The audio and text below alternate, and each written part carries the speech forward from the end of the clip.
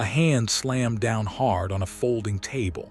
White flowers scattered across the grass. A woman in a wedding dress stumbled back, then caught herself. A man in a dark suit did not move. He kept one hand on the leash of a scarred German shepherd and the other loose at his side. Two police officers stood in front of him. One had his ticket book out. The other had his hand resting on his holster. Every guest on that courthouse lawn had gone still. Nobody spoke. Nobody moved. The bride's mother had one hand over her mouth and one hand on her heart. The groom, Marcus Whitfield, looked at the officer's badge, then looked at his bride, then looked back. What happened in the next 4 minutes on that lawn would leave a veteran police commander in tears in front of 30 witnesses. Stay with me on this. That morning was the kind of morning that wasn't supposed to hold trouble. It was a Saturday in October. The air was warm but not hot. There were dogwood leaves turning red on the trees around the old courthouse. Cars moved slow down the side streets. People said good morning to each other on the sidewalks. Savannah, Georgia, doing what Savannah does on a fall Saturday. Nothing about that morning suggested any of what was coming. Marcus Whitfield had been up since 4. That was his habit. 48 years old and still up at 4 every morning, whether he had a wedding that day or not. He pressed his own suit. Black jacket, white shirt, no tie. He'd never learned to like ties. He shaved slow, careful, the same way he did everything. On the counter beside his sink sat a small silver trident on a leather cord. He picked it up, looked at it for a long moment, and then slipped it under his shirt where nobody would see it. That trident was 21 years old, and it had traveled through more countries than most men see in a lifetime. Retired Navy SEAL chief, 2 bronze stars, a silver star he never spoke about. But nothing on him that morning showed any of that. Just a man in a plain black suit. Ranger sat by the bathroom door watching him. Ranger was 13 years old now. A big German shepherd, mostly gray around the face, one ear notched from a piece of shrapnel he'd taken outside Kandahar in 2009. He couldn't hear as well as he used to, and one of his hips gave him trouble in the cold. But he still followed Marcus into every room. He still slept at the foot of the bed. He still watched the door. "Come on, brother," Marcus said. "Big day." The wedding was small on purpose. Danielle wanted it that way. She was a second-grade teacher at Butler Elementary, 34 years old, born in Savannah and never once wanting to live anywhere else. Her mother was Ghanaian. Her father had been a longshoreman on the river until his heart gave out. She'd known Marcus for 2 years, met him at a coffee shop where she was grading spelling tests, and he was drinking black coffee and reading a book about beekeeping. She'd asked him what the book was for. He said he was thinking about learning something quiet. 2 years later, here they were. They had a permit for a small ceremony on the north lawn of the old courthouse. The city clerk had stamped it herself, a woman Danielle had known since childhood. 30 guests. A folding table with a guest book, 2 rows of white folding chairs, a small arch of white flowers her cousin had put together the night before, an officiant who'd married Danielle's sister 10 years earlier. Marcus and Danielle drove there together. That wasn't traditional, but neither was much about them. He drove with one hand on the wheel and the other resting between them on the seat. She held his hand. "You nervous?" she asked. "No. Me neither, but my mama is." Marcus smiled. Mothers are supposed to be. They pulled up along the curb around 10 in the morning. The guests were already arriving. Danielle's mother was fussing with the flowers on the arch. Her sister was setting up a small speaker. Her nephews were chasing each other around the folding chairs. Ranger stepped out of the back seat slow, then stood beside Marcus, tail low and steady. Across the street, a woman was watching from an upstairs window. Marcus noticed her without looking directly at her. He noticed most things without looking directly at them. That was training that never left. She had the curtain pulled back with 2 fingers. She was on a phone. She was pointing. Marcus didn't say anything about it. He walked Danielle over to her mother, kissed her mother on the cheek, shook hands with two of her uncles. He set Ranger's leash loose in his hand and stood at the edge of the gathering the way he always stood at the edge of gatherings. Watchful, quiet.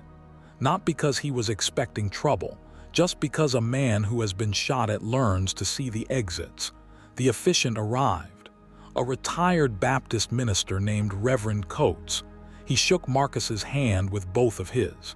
He said, "Chief." "Congratulations, son." Marcus nodded, "Thank you, sir." Reverend Coates looked at his watch. 10:20, we start in 10 minutes. You ready? Been ready 2 years, Reverend. The old man laughed. The guests started to find their seats. Danielle went to change into the veil her aunt had brought from across 30 years ago. Marcus stood by the arch with Ranger at his side and looked out over the little gathering. 30 people, all the people that mattered. His own family was small, a brother in Norfolk who couldn't make the trip, a cousin coming later that afternoon, a mother buried 5 years now. But Danielle's family filled every chair, and that was enough. That was more than enough. Across the street, the curtain moved again. The woman was still on the phone. Reverend Coates stepped up under the arch. He opened his little worn Bible. He cleared his throat. The guests quieted. "Friends and family," he began, "we are gathered here today." The sound of tires on gravel cut him off. A patrol car pulled up along the curb behind the ceremony. 2 doors opened. 2 officers stepped out. One was maybe 35, thick through the shoulders, jaw set. His name tag said Grady. The other looked younger, maybe 26, thin, quiet-eyed. His name tag said Reeves. Grady walked up the lawn like he owned it. Reeves followed a half-step behind. "All right, folks," Grady said. He didn't raise his voice, but he pitched it to Carrie. "We got a noise complaint. This is an unpermitted gathering on city property. I need everyone to disperse." Nobody moved, nobody spoke. Reverend Coates lowered his Bible. Marcus stepped forward. Ranger stepped with him.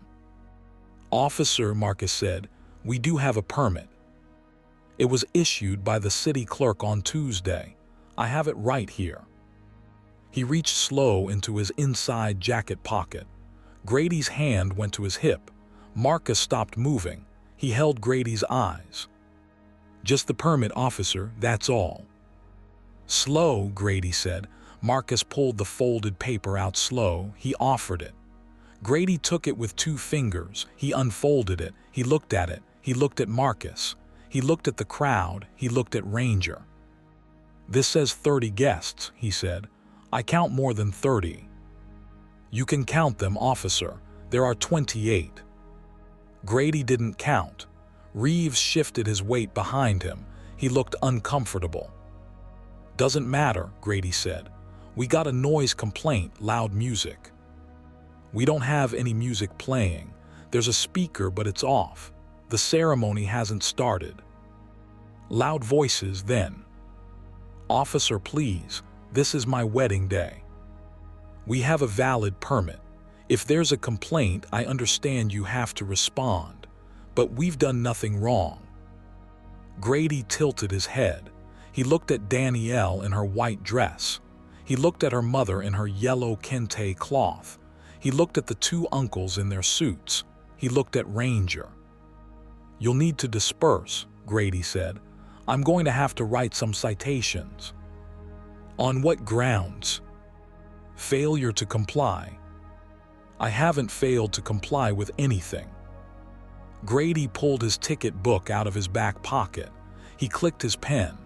He walked over to the folding table where the guest book sat open with names in careful cursive. Danielle stepped forward. "Please, this isn't right. We have the permit. You just read it." Grady's hand went to his holster. He didn't draw, he just rested it there. Danielle stopped. Her mother made a small sound. Marcus did not raise his voice. "Officer Grady, please step back from my wife." "She's not your wife yet." Please step back. Grady turned. Grady walked around the folding table. He slammed his hand down on it hard. The guest book jumped. The white flowers in the little vase scattered across the grass. Danielle flinched. Reverend Coates put a hand on his chest. Marcus did not move. Ranger did not move. But somewhere deep in Ranger's chest a low sound was building. "Officer," Marcus said, still quiet, "I'm going to ask you one time. Please call your watch commander. Have him come to this location. Let's get this sorted." Grady laughed. It was a short, dry sound. "You're not going to tell me who to call, sir." "I'm asking, respectfully, please call your watch commander." "Why?" "So he can back you up. So he can back you up if you're doing the right thing." Grady's jaw tightened. Reeves finally spoke. "Grady, maybe." "Shut up, Reeves." Marcus looked at Reeves. Reeves looked away. The whole lawn had gone still. 28 guests standing or sitting, none of them breathing loud enough to hear. Somewhere down the street a dog barked. A car passed. The world went on. On this lawn everything had stopped. Marcus took one long breath. He turned to Reverend Coates. "Reverend, would you please sit down? Everything is going to be all right." Reverend Coates sat down slow on one of the folding chairs. Marcus turned to Danielle. He held out his hand. She came to him. He walked her over to the little table where the guest book had been slammed. He pulled out a chair. He sat down. He gestured for her to sit beside him. She did. He folded his hands on the table. He closed his eyes for a moment. When he opened them, he was looking straight at Grady, but he was smiling faintly. He gave a small nod. "Take your time, officer, we'll wait." Grady blinked. He hadn't been expecting that. His pen was still poised over his ticket book. He looked at the seated couple. He looked at the guests, some of whom had also quietly sat back down.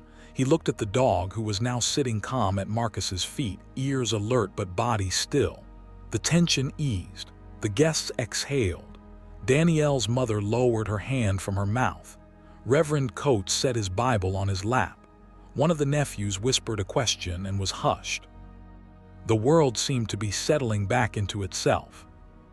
Grady had won. Grady seemed to have decided. Grady lowered his pen halfway. For a moment it looked to everyone standing there like it might just be over. Then Grady picked the permit back up. He held it in both hands. He looked at Marcus. He looked at the permit, and he tore it in half. He tore it slow. He wanted them to see him do it. The paper made a small, dry sound. He dropped the two halves onto the grass at his feet. "That means nothing now," he said. "You want to sit there. Sit there. I'm calling backup. This is a resisting situation." Danielle's hand tightened on Marcus's. Marcus stood up. He didn't stand up fast. He stood up slow, steady, full height. He was 6'2". He was 190 pounds. In his black suit with his hands loose at his sides, he did not look like anything special. But something in the way he stood changed the air on that lawn. Reeves reached for his radio. Marcus watched him. "Officer Reeves," Marcus said, "you call your watch commander, not backup, your watch commander, right now." Reeves froze. He looked at Grady. Grady was staring at Marcus. "Don't you tell my officer what to do." "I'm not telling him, I'm asking him. And I'm asking you, sir, one more time, please call your watch commander.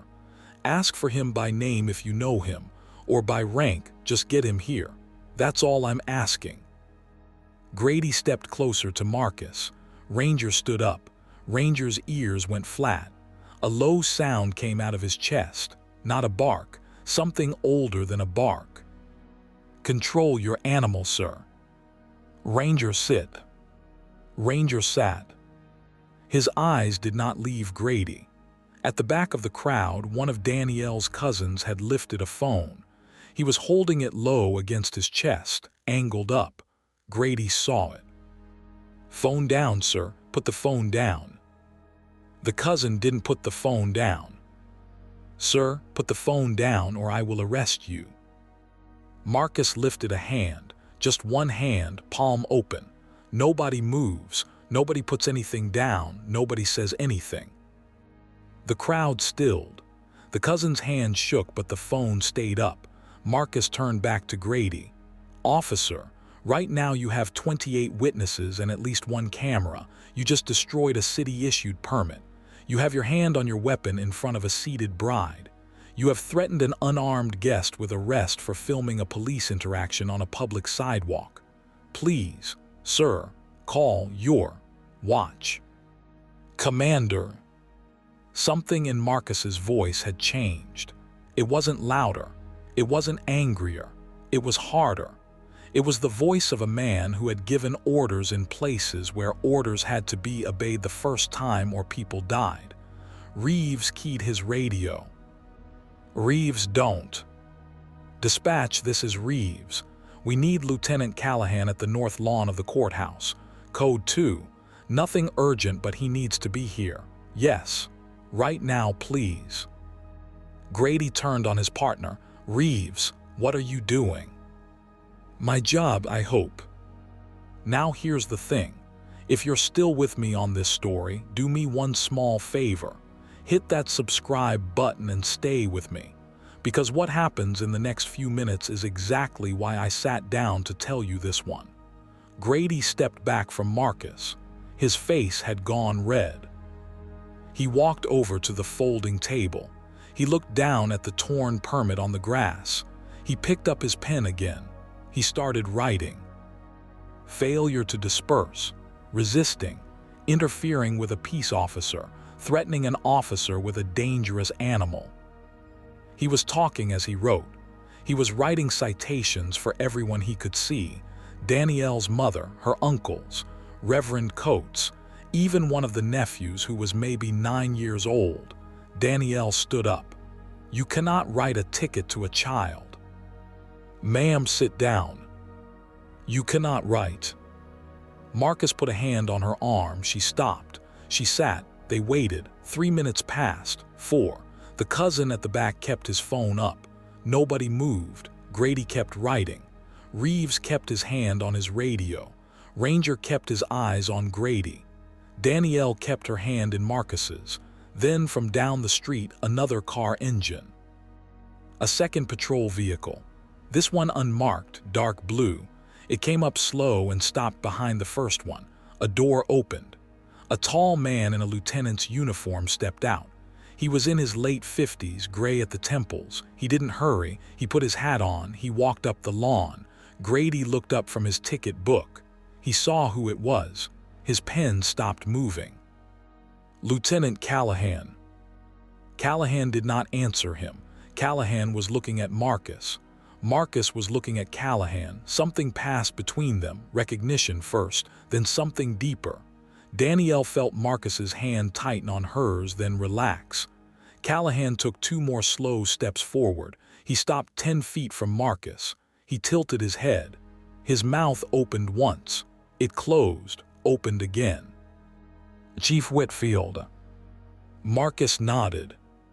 "My God, Chief, it's you." The whole lawn heard it. The word chief landed heavy. Every guest heard it. Grady's ticket book lowered to his side. Reeves took 1 step back.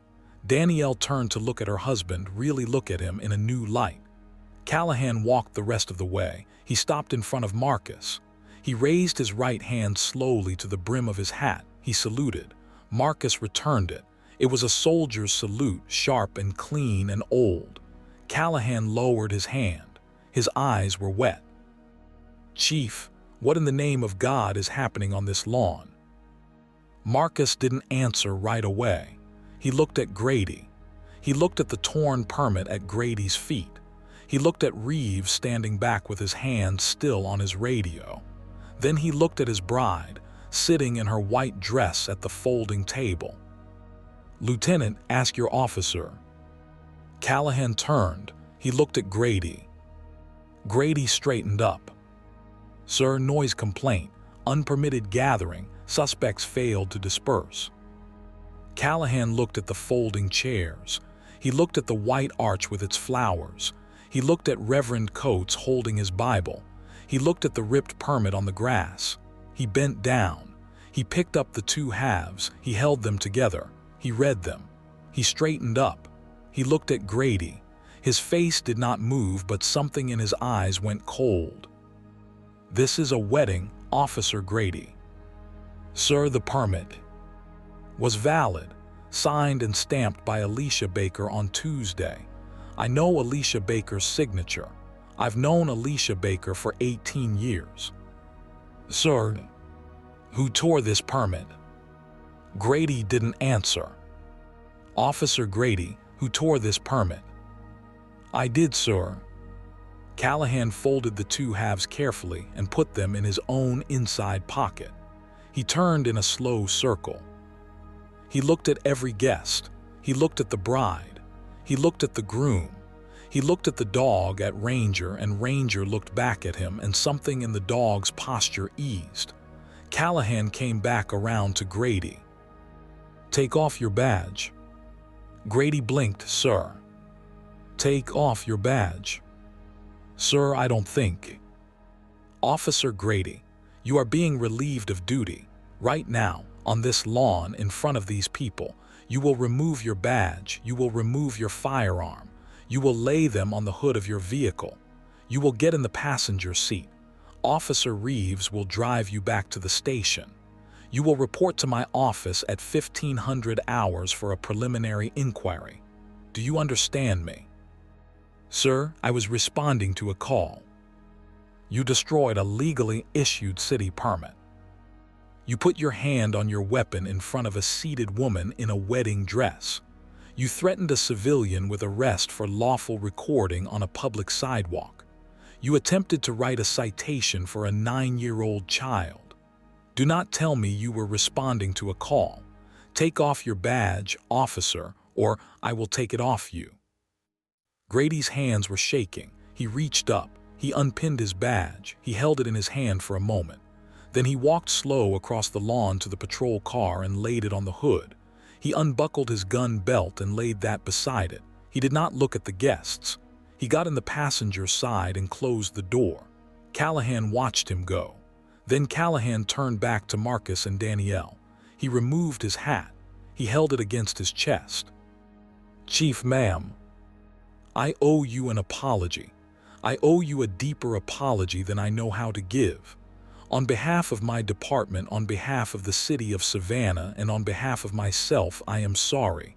This should not have happened. Not on any lawn, not to any people, and certainly not to you." Danielle stood up. Her eyes were wet. She held out her hand. Callahan took it in both of his. "Thank you, Lieutenant." Callahan turned to Reverend Coates. "Reverend, if this couple will allow it, and if you will allow it, I would ask that this ceremony continue. Now, today, as planned." Reverend Coates looked at Marcus. Marcus looked at Danielle. Danielle nodded. "Then please, Reverend, continue." Callahan looked at Marcus. He hesitated. "Chief, if you and your bride would allow it, might I stay as a witness? I know I have no right to ask." Marcus put a hand on Callahan's shoulder. "Stay, Bobby. You're welcome here." Callahan's eyes filled. He nodded once. He stepped back. He stood beside the last row of folding chairs, hat still in his hands, and he did not move. Reeves walked past on his way to the patrol car. He paused near Marcus. He didn't look up. He said, "I'm sorry, sir. I should have called sooner." "You called, that's what matters. Go do your job." Reeves nodded and kept walking. The patrol car pulled away slow. Reverend Coates opened his Bible again. His hands were shaking a little. He cleared his throat. "Friends and family, we are gathered here today to witness the union of Marcus Aaron Whitfield and Danielle Abina Ose in the covenant of marriage. This is a sacred moment. It has been made more sacred by what has passed here in the last 20 minutes. Because a wedding is a promise, and a promise made in the face of trouble is a stronger promise than one made in the ease of a quiet afternoon. Danielle laughed through her tears. Marcus squeezed her hand. The ceremony went on. The vows were read. Marcus's voice did not shake. Danielle's did once on the word forever, but she caught it and kept going. The rings were exchanged. Ranger sat at Marcus's left foot the entire time and did not move. When Reverend Coates said, "You may kiss your bride," Marcus took Danielle's face in both his hands the way a man handles something he never wants to break. He kissed her slow. The guests clapped. Danielle's mother wept openly.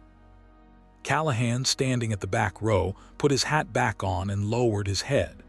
The old courthouse bell across the square rang 11. It rang for them. The wedding of Marcus and Danielle Whitfield was complete. They stayed on the lawn for another 20 minutes. People hugged. People took photographs.